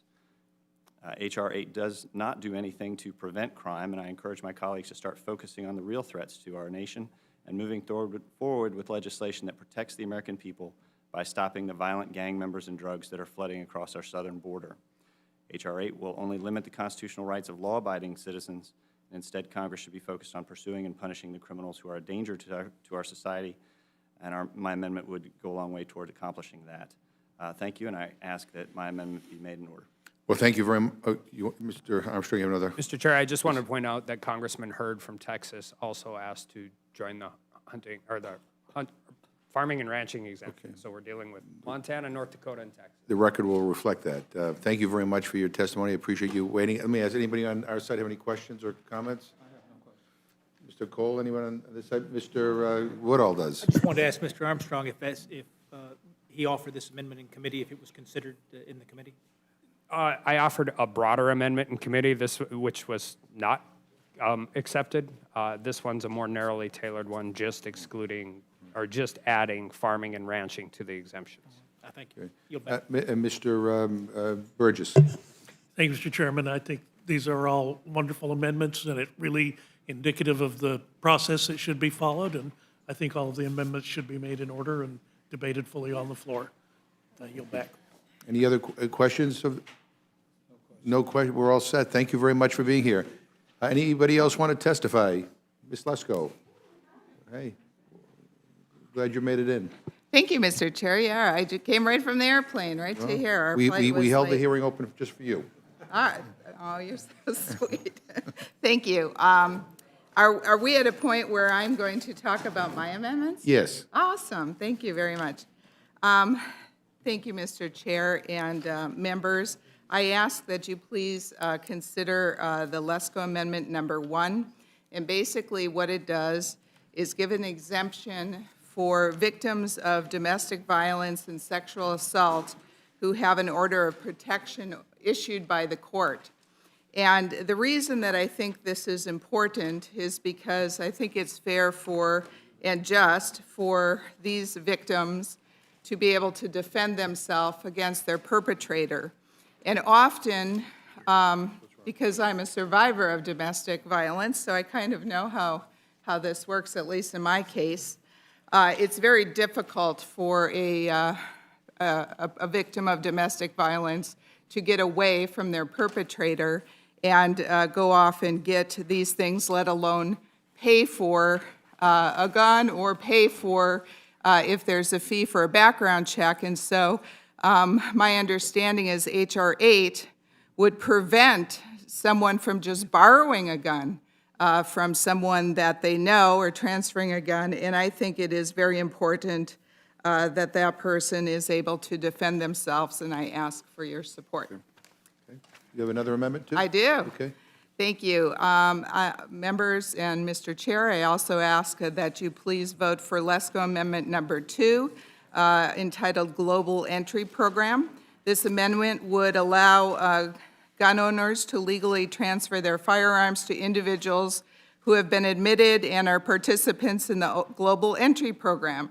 And for those of you that are in the Global Entry Program, you know that it is done by the U.S. Customs and Border Protection, and you have to get a background check. So if you already have this, why should a law-abiding citizen have to go through another background check? All right? You've heard the amendment. Any questions on, Mr. Burgess, you have questions? I do have, Oh, you have a third amendment? I have several amendments. Oh, I'm sorry. Keep it going. Yes, thank you. Oh, I'm sorry. Thank you. And I'll be fast. No, that's okay. All right. Take as long as you want. And I ask for your approval of Lesko number 3 amendment. Deals with allowing a waiver for someone to temporarily transfer their gun when it's on their private property. So we're talking about someone on their private property, let's say it's a farm or a ranch, and if somebody else is on their property, I believe they should be able to temporarily transfer their gun on their property because they're law-abiding citizens, assuming that the people know each other. And to me, it's a violation of their rights, actually, Second Amendment rights. If you're on your own private property and you can't even temporarily transfer a gun, because under my, what I've read on H.R. 8, this would make you a criminal if you did that. I also have LESCO number 4 amendment. This has to do with it would allow gun owners to legally transfer their firearms to individuals who have a federal government-issued security clearance. So right here, my staff member, Matt, who's sitting right here, just recently applied to get a security clearance. This is all of the paperwork they have to do, along with the extensive background check. He had to get interviews. I think you had to go back for another interview. And so certainly, if somebody has a security clearance and has gotten background checks, they should be able to be waived from having another background check in order to get a gun. And the LESCO number 5 amendment says that, I ask for your approval. This amendment allows for the transfer of a handgun to an individual who has a valid state-issued permit to purchase or license to own a firearm. So several states already require a permit. You have to go and get a background check in these states. So to me, it's very duplicative. If you're already in that state and that you already have a permit to own a gun, why should you have to go through another background check to either buy a gun or get transferred to it for a gun? Makes total sense to me. And one more, LESCO number 6 amendment would allow gun owners to legally transfer their firearms to individuals who have been admitted and are participants in TSA's pre-check program. For those of you that are in the TSA pre-check program, you know you also have to do a background check for that. So to me, again, H.R. 8 would make this duplicative for people that already have a background check, law-abiding citizens that have been approved. Again, in my analysis, H.R. 8, although I'm sure very well-intentioned, has not prevented, would not have prevented any of the mass shootings that have taken place recently, and would only impede law-abiding citizens. And these are some clear examples of how I believe they impede law-abiding citizens, and I ask for your approval on my amendment. Thank you. You've heard the gentlelady's amendments. Any comments or questions? Mr. Burgess, you have a... Oh, okay. All right. No questions. Mr. Burgess has an amendment. Thank you, Mr. Chairman. I've already heard a lot of the discussion around my amendment number 6 to H.R. 1112. Requires Department of Justice Inspector General to submit a report to Congress on the number of NICS denials referred for investigation, the number of prosecutions resulting from denial investigations, and the number of firearms recovered by ATF following delayed denials. You heard the gentleman's amendment. Anybody have any questions or comments on it? I think that, then we're, anybody else have any amendments? Yeah, you want to, you have an amendment to offer? Yes. No, we're still in the hearing. Yeah, okay, okay. So, hearing no one else here to testify, any amendments, this closes the hearing portion of the committee. And now, at this time, I would entertain a motion from the distinguished gentleman from Maryland, Mr. Raskin. Thank you, Mr. Chairman. I move the committee report a structured rule for consideration of H.R. 8, the Bipartisan Background Checks Act of 2019. The rule provides 1 hour of general debate on the bill, equally divided and controlled by the chair and ranking minority member of the Committee on the Judiciary. The rule waives all points of order against consideration of the bill. The rule makes an order as original text for purpose of an amendment in the nature of a substitute consisting of the text of Rules Committee print 116-5 and provides that it shall be considered as read. The rule waives all points of order against that amendment in the nature of a substitute. The rule makes in order only those amendments printed in Part A of the Rules Committee report accompanying the resolution. Each such amendment may be offered only in the order printed in the report, may be offered only by a member designated in the report, shall be considered as read, shall be debatable for the time specified in the report, equally divided and controlled by the proponent and opponent, shall not be subject to amendment, and shall not be subject to a demand for division of the question. The rule waives all points of order against amendments printed in Part A of the report. The rule provides one motion to recommit with or without instructions. Section 2 of the rule provides for consideration of H.R. 1112, the Enhanced Background Checks Act of 2019, under a structured rule. The rule provides 1 hour of general debate on the bill, equally divided and controlled by the chair and ranking minority member of the Committee on the Judiciary. The rule waives all points of order against consideration of the bill. The rule provides that an amendment in the nature of a substitute consisting of the text of Rules Committee Print 116-6 shall be considered as adopted, and the bill as amended shall be considered as read.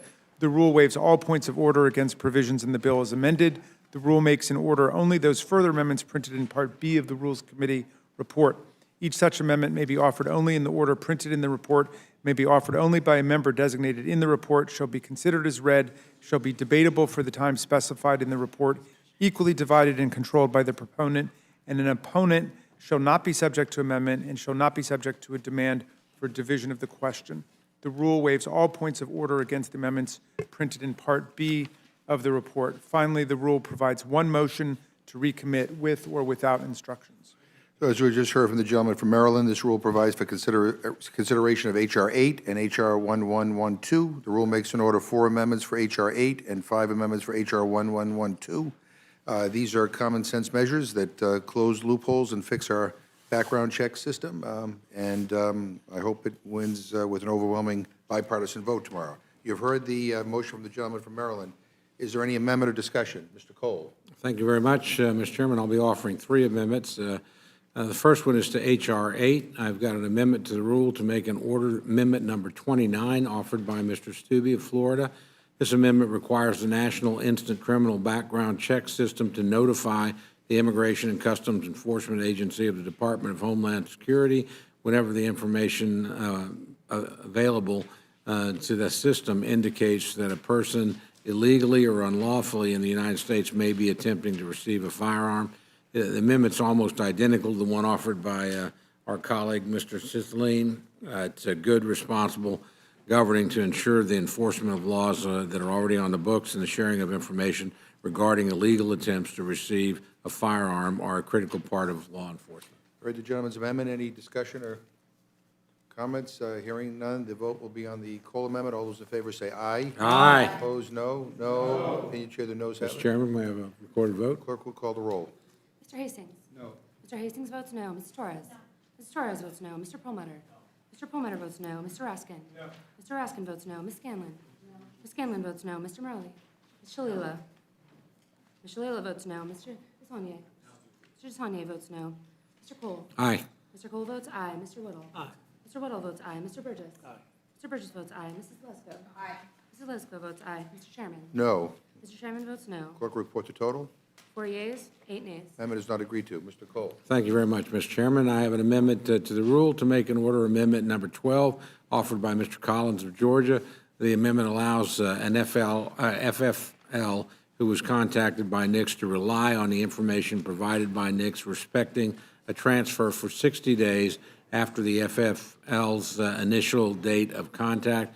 The drafting of the legislation fails to recognize the unworkability of the time frame laid out compared to the 30-day time period in which NICS process runs. By extending the current 30 days to 60 days, the bill may actually function as designed. You heard the gentleman's amendment. Any discussion? Hearing none, the vote will be on the Cole amendment. All those in favor say aye. Aye. Opposed, no. No. Opinion chair, the noes have it. Roll call, Mr. Chairman. Clerk will call the roll. Mr. Hastings? No. Mr. Hastings votes no. Mrs. Torres? Mrs. Torres votes no. Mr. Perlmutter? No. Mr. Perlmutter votes no. Mr. Raskin? No. Mr. Raskin votes no. Ms. Scanlon? No. Ms. Scanlon votes no. Mr. Murley? Ms. Shalala? No. Ms. Shalala votes no. Mr. Deshaunier? Mr. Deshaunier votes no. Mr. Cole? Aye. Mr. Cole votes aye. Mr. Whittle? Aye. Mr. Whittle votes aye. Mr. Burgess? Aye. Mr. Burgess votes aye. Mrs. Lesko? Aye. Mrs. Lesko votes aye. Mr. Chairman? No. Mr. Chairman votes no. Clerk, report the total. 4 yeas, 8 nays. Amendment is not agreed to. Mr. Chairman, one last amendment for me. I have an amendment in the rule to make an order and provide the necessary waivers for amendment number 14 offered by Mr. Rowe of Tennessee. The amendment clarifies that a person shall not be considered to be adjudicated under Title 18 as a result of any determination by the Secretary of Veterans Affairs under any laws administered by the Secretary of Veterans Affairs under Title 38. It's a clarifying amendment, Mr. Chairman, that ensures that the unintended consequences of H.R. 1112 do not spill over into the U.S. Code provisions related to the VA. It's purely technical in nature and should be supported. You heard the amendment from the gentleman from Oklahoma. Any discussion? Hearing none, the vote will be on the gentleman's amendment. All those in favor say aye. Aye. Opposed, no. No. Opinion chair, the noes have it.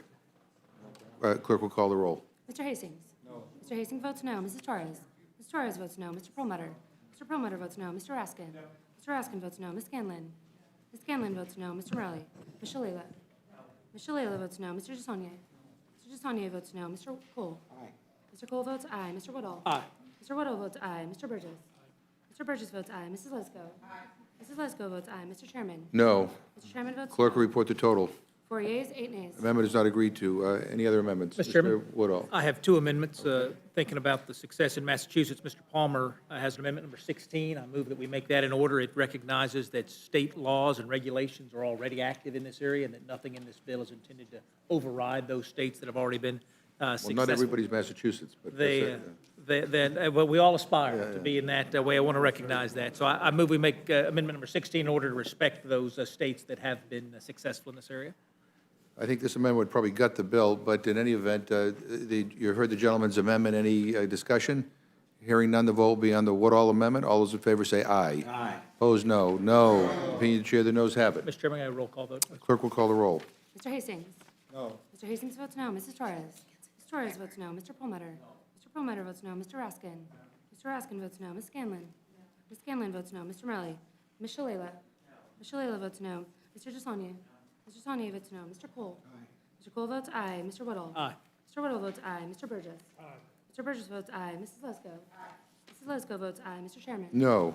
Mr. Chairman votes no. Clerk, report the total. 4 yeas, 8 nays. The amendment is not agreed to. And before I go back to Mr. Woodall, I want to ask unanimous consent to insert in the record the statement from Congresswoman Sheila Jackson Lee of Texas on the bills we're discussing. Mr. Woodall. Thank you, Mr. Chairman. For folks who wanted to be with me last time, everyone heard Mr. Gianforte's very persuasive case about folks in rural Montana and their need to have a very small exception made for ranch activities. I cannot say it any better than he said it. I believe this is probably just an oversight. I would like to have move this amendment be included. Heard the gentleman's amendment. Any discussion? Hearing none, the vote is on the Woodall amendment. All those in favor say aye. Aye. Opposed, no. No. Opinion chair, the noes have it. Clerk will call the roll. Mr. Hastings? No. Mr. Hastings votes no. Mrs. Torres? No. Ms. Torres votes no. Mr. Perlmutter? Mr. Perlmutter votes no. Mr. Raskin? Mr. Raskin votes no. Ms. Scanlon? Ms. Scanlon votes no. Mr. Morelli? Ms. Shalala? No. Ms. Shalala votes no. Mr. Desaulnier? Mr. Desaulnier votes no. Mr. Cole? Aye. Mr. Cole votes aye. Mr. Woodall? Aye. Mr. Woodall votes aye. Mr. Burgess? Aye. Mr. Burgess votes aye. Mrs. Lesko? Aye. Mrs. Lesko votes aye. Mr. Chairman? No. Mr. Chairman Clerk, votes no. clerk, report the total. 4 yeas, 8 nays. The amendment is not agreed to. Any other amendments? Mr. Burgess. Thank you, Mr. Chairman. I also have two amendments. I have an amendment to the rule to make an order and provide the necessary waivers for the amendment I discussed to H.R. 1112, Amendment number 6. This requires the Department of Justice Inspector General to submit a report to Congress on the number of NICS denials referred for investigation, the number of prosecutions resulting from denial investigations, and the number of firearms recovered by ATF following NICS denials. Heard the gentleman's amendment. Any discussion? Hearing none, the vote is on the Burgess amendment. All those in favor say aye. Aye. Opposed, no. No. Opinion chair, the noes have it. Roll call. Clerk will call the roll. Mr. Hastings? No. Mr. Hastings votes no. Mrs. Torres? Ms. Torres votes no. Mr. Perlmutter? Mr. Perlmutter votes no. Mr. Raskin? Mr. Raskin votes no. Ms. Scanlon? Ms. Scanlon votes no. Mr. Morelli? Ms. Shalala? Ms. Shalala votes no. Mr. Desaulnier? Mr. Desaulnier votes no. Mr. Cole? Mr. Cole votes aye. Mr. Woodall? Mr. Woodall votes aye. Mr. Burgess? Mr. Burgess votes aye. Mrs. Lesko? Mrs. Lesko votes aye. Mr. Chairman? No. The chairman votes no. Clerk, report the total. 4 yeas, 8 nays. Not agreed to. Any further amendments? Mr. Burgess. Mr. Chairman, I have an amendment to the rule, make in order and provide the necessary waivers for amendment number 3 offered by Mr. Brown of Maryland. This amendment requires that individuals must be 21 years of age to purchase a semi-automatic centerfire rifle that has or can accept a magazine of more than 5 rounds and provides an exemption for active duty military members and full-time law enforcement officers. You heard the amendment from the gentleman from Texas. Any discussion? Hearing none, the vote is on the Burgess amendment. All those in favor say aye. Opposed, no. No. Opinion of the chair, the noes have it. Roll call. Clerk will report. Clerk will call the roll. Mr. Hastings? No. Mr. Hastings votes no. Mrs. Torres? Mrs. Torres votes no. Mr. Perlmutter? Mr. Perlmutter votes no. Mr. Raskin? Mr. Raskin votes no. Ms. Scanlon? Ms. Scanlon votes no. Mr. Murley? Ms. Shalala? Ms. Shalala votes no. Mr. Desania? Mr. Desania votes no. Mr. Cole? Mr. Cole votes aye. Mr. Whittle? Mr. Whittle votes aye. Mr. Burgess? Mr. Burgess votes aye. Mrs. Lesko? Mrs. Lesko votes aye. Mr. Chairman? No. Mr. Chairman votes Clerk no. will report the total. 4 yeas, 8 nays. Amendment is not agreed to. Any further amendments? Ms. Bridges? Ms. Lesko? Yeah. Mr. Chair, I have an amendment to the rule to make an order. Amendment number 28, offered by Mr. Scalise of Louisiana. This amendment allows the transfer of a firearm to a victim of domestic violence or sexual assault. An individual protected under an order of protection issued by a court of law, a person with a valid concealed carry permit, a member of the armed forces who is on active duty, or an active duty or retired law enforcement officer. Mr. Chairman and members, to me, this is a common sense amendment. Again, as I've said before, I think that victims of domestic violence and sexual assault should be permitted to protect themselves. They often do not have the means to purchase a gun and would like to borrow perhaps one to defend themselves, and H.R. 8 would make them a criminal if they do so. In addition, it is common sense for a person with a concealed carry permit that already has gone through a background check to be able to waive the additional background check. And of course, the member of the armed forces on active duty or an active duty or retired law enforcement officer, I'm sure that we trust them to carry their own guns, and so to me it makes no sense that they would have to go through another background check. You heard the lady's amendment. Any discussion? I just want to ask unanimous consent to insert in the record a statement from the National Task Force to End Sexual and Domestic Violence opposed to this and some other amendments that have been raised here today. So no other discussion. The vote will be on the Lesko amendment. All those in favor say aye. Aye. Opposed, no. No. Opinion of the chair, the noes have it. All right, roll call vote, please. Clerk will, roll call vote has been requested. Clerk will report, call the roll. Mr. Hastings? No. Mr. Hastings votes no. Mrs. Torres? Mrs. Torres votes no. Mr. Perlmutter? Mr. Perlmutter votes no. Mr. Raskin? Mr. Raskin votes no. Ms. Scanlon? Ms. Scanlon votes no. Mr. Murley? Ms. Shalala? Ms. Shalala votes no. Mr. Desania? Mr. Desania votes no. Mr. Cole? Mr. Cole votes aye. Mr. Whittle? Mr. Whittle votes aye. Mr. Burgess? Mr. Burgess votes aye. Mrs. Lesko? Aye. Mrs. Lesko votes aye. Mr. Chairman? No. Mr. Chairman votes no. Clerk report the total. 4 yeas, 8 nays. Amendment is not agreed to. Any further amendments? Mr. Chair, I do have several more amendments. Okay. Mr. Chair, I have an amendment to the rule to make an order. Amendment number 11, offered by myself, Mrs. Lesko from Arizona. This amendment allows for the transfer of a firearm to a victim of domestic violence or sexual assault who has an order of protection issued by a court. I think I've already explained this, and with no disrespect to the National Task Force, I have been in this position, and so I think that I would know what I have the experience, and so I would ask members to vote for this. Heard the Lesko amendment. Any discussion? Hearing none, the vote is on the Lesko amendment. All those in favor say aye. Aye. Opposed, no. No. Opinion of the chair, the noes have it. Ask for a roll call vote. Roll call vote is requested. Clerk will call the roll. Mr. Hastings? No. Mr. Hastings votes no. Mrs. Torres? Mrs. Torres votes no. Mr. Perlmutter? Mr. Perlmutter votes no. Mr. Raskin? Mr. Raskin votes no. Ms. Scanlon? Ms. Scanlon votes no. Mr. Murley? Ms. Shalala? Ms. Shalala votes no. Mr. Desania? Mr. Desania votes no. Mr. Cole? Mr. Cole votes aye. Mr. Whittle? Mr. Whittle votes aye. Mr. Burgess? Mr. Burgess votes aye. Mrs. Lesko? Aye. Ms. Lesko votes aye. Mr. Chairman? No. Mr. Chairman votes no. Clerk, report the total. 4 yeas, 8 nays. The amendment is not agreed to. Any further amendments? May I inquire how many more amendments you have? Because I we might have want to, 1, 2, 3, 4. all right, I think we're going to Want me make a recess motion for votes. all of them at You want to do once? all in one? Can we do that? Or if you do them all at once, we'll do, okay. All right. All right. All right. Thank you, Mr. Chair. I have an amendment to the rule to make an order amendment number 12 offered by myself, Mrs. Lesko. Amendment number 13 offered by myself, Mrs. Lesko. Amendment number 14 offered by myself, Mrs. Lesko. And amendment number 20 offered by myself, Mrs. Lesko. We had discussed these previously, and I think that they're all good. They're for law-abiding citizens. I think H.R. 8 gives undue burden on law-abiding citizens that already have background checks.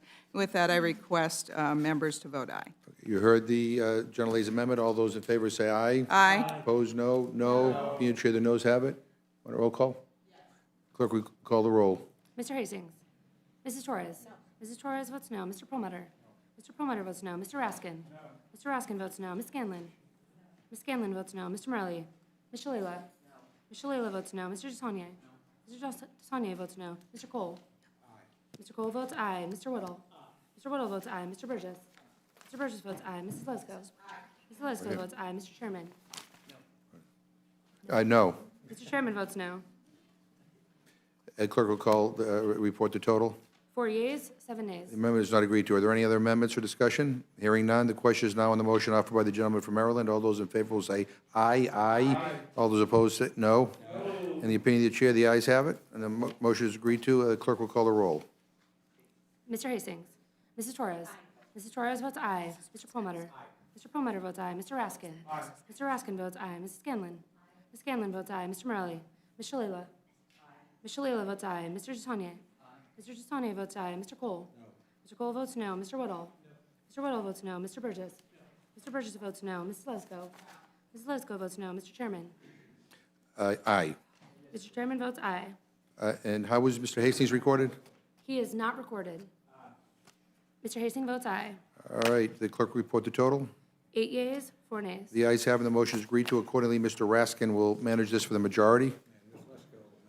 All right, at this time, the chair will entertain a motion from the distinguished gentleman from California, Mrs. Torres. Mr. Chairman, I move the committee grant H.J.Res 46 relating to the national emergency declared by the President on February 15, 2019, a closed rule. The rule provides 1 hour of debate equally divided and controlled by the chair and ranking minority member of the Committee on Transportation and Infrastructure. The rule waives all points of order against consideration of the point resolution. The rule provides that the joint resolution shall be considered as read. The rule waives all points of order against provisions in the joint resolution. The rule provides 1 motion to recommit. Finally, the rule provides that provisions Section 202 of the National Emergencies Act shall not apply during the remainder of the 116th Congress to a joint resolution terminating the national emergency declared by the President on February 15, 2019. You've heard the motion from the gentleman from California. Are there any amendments or discussion? Here, Mr. all right, Mr. Hastings. Mr. Chairman, I don't have a motion, but I ask unanimous consent to include a statement that I would have made on the record. Without objection, Mr. Burgess. Did I miss the hearing on this part? No, you did not. No, this is an emergency the President declared, and we're responding to the emergency. So, Ms. Lesko. Thank you, Mr. Chair and members. I will be voting no on House Joint Resolution 46. I live in a border state on Arizona. There is an emergency on the border. I've been to the border. There's an emergency on the border. There's a crisis on the border. There's hundreds and thousands of people flooding into our nation. We don't know who they are. My constituents demand that the border be secured. I appreciate that. This is, the President said that he didn't have to do it, so he, by his own admission, said it wasn't an emergency. And this is about, quite frankly, protecting our constitutional prerogatives and powers as the legislative branch. And so at this point, the vote will be on the motion of the gentleman from California. All those in favor say aye. Aye. All those opposed say no. No. In the opinion of the chair, the ayes have it. Roll call. And the clerk will call the roll. Mr. Hastings? Aye. Mr. Hastings votes aye. Mrs. Torres? Mrs. Torres votes aye. Mr. Perlmutter? Mr. Perlmutter votes aye. Mr. Raskin? Mr. Raskin votes aye. Ms. Scanlon? Ms. Scanlon votes aye. Mr. Morelli? Ms. Shalala? Ms. Shalala votes aye. Mr. Desanya? Mr. Desanya votes aye. Mr. Cole? No. Mr. Cole votes no. Mr. Woodall? No. Mr. Woodall votes no. Mr. Burgess? No. Mr. Burgess votes no. Mrs. Lesko? Mrs. Lesko votes no. Mr. Chairman? Aye. Mr. Chairman votes aye. Clerk will report the total. 8 yeas, 4 nays. The motion is agreed to, and it will be carried by Ms. Torres for the majority. Without objection, the committee stands adjourned.